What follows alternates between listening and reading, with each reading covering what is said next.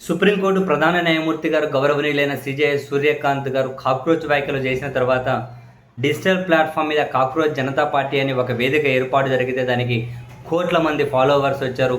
వాళ్ళది ఒకటే డిమాండ్, విద్యా వ్యవస్థను కుప్పకూల్చేసి విద్యార్థులకు మానసికంగా అశాంతి కలిగించినటువంటి కాన్సర్న్ మినిస్టర్ రాజీనామా చేయాలి అనేది వాళ్ళకి ప్రధానమైనటువంటి డిమాండ్. ఈ డిమాండ్ ఇప్పటివరకు ఆన్లైన్లో డిజిటల్ ప్లాట్ఫామ్ మీద వినిపించుకుంటూ వచ్చినటువంటి కాక్రోచ్ జనతా పార్టీ ఈ ప్లాట్ఫామ్ నిర్వాహకులు ఈసారి నేరుగా ఆఫ్లైన్ ప్రొటెస్ట్ ఈరోజు ఢిల్లీలో జంతర్ మంతర్ దగ్గర ఈరోజు పిలుపిచ్చారు. పెద్ద ఎత్తున యువత విద్యార్థులు అక్కడికి హాజరయ్యారు. ఢిల్లీ రీసౌండ్ ఇచ్చింది. పెద్ద ఎత్తున పోలీస్ బలగాలు యువత ఊహించిన దానికంటే ఎక్కువగానే వచ్చారు. ఆఫ్కోర్స్ ఈ దేశంలో రాష్ట్రంలో చాలా వరకు మీడియాలనే బీజేపీ చేతిలోనో వాళ్ళ అనుబంధంగానే ఉన్నాయి కాబట్టి ఇది ఫ్రంట్ లైన్ మీడియాలో పెద్దగా కవరేజ్కి నోచుకుందో లేదో పక్కన పెడితే సోషల్ మీడియాలోనూ ఇది మారుమోగిపోయింది. జనాల మధ్య చర్చకు మారుమోగిపోయింది.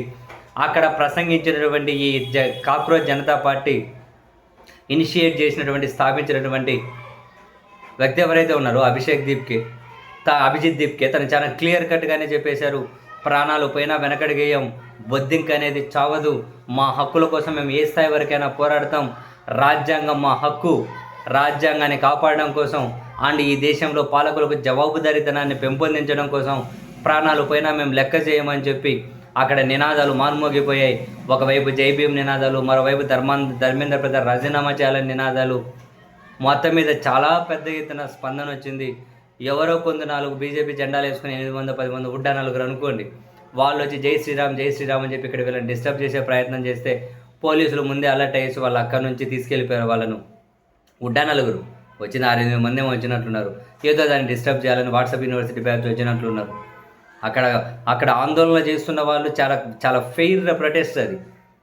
ఈ దేశంలో నీట్ రద్దు జరిగితే ఒకసారి కాదు పదే జరిగితే విద్యార్థుల ప్రాణాలు పోతూ ఉంటే, సిబిఎస్ఈ జవాబు పత్రాల మూల్యాంకనంలో ఇన్ని దారుణాలు జరిగితే, ప్రతి పరీక్షలోనూ సాంకేతిక లోపాలంటే ప్రతి పరీక్ష కనుక పోస్టుపోన్ అవుతూ పోతే బాధ్యత ఎవరు వహిస్తారు? సిబిఎస్ఈ చైర్మన్ కన్వీనర్లను పక్కన పెడితే సరిపోతుందా? నీట్ వాళ్ళను పక్కన పెడితే సరిపోతుందా? కాన్సర్న్ మినిస్టర్ ఎందుకు రాజీనామా చేయరు అన్నది చాలా వాల్యూడ్ డిమాండ్.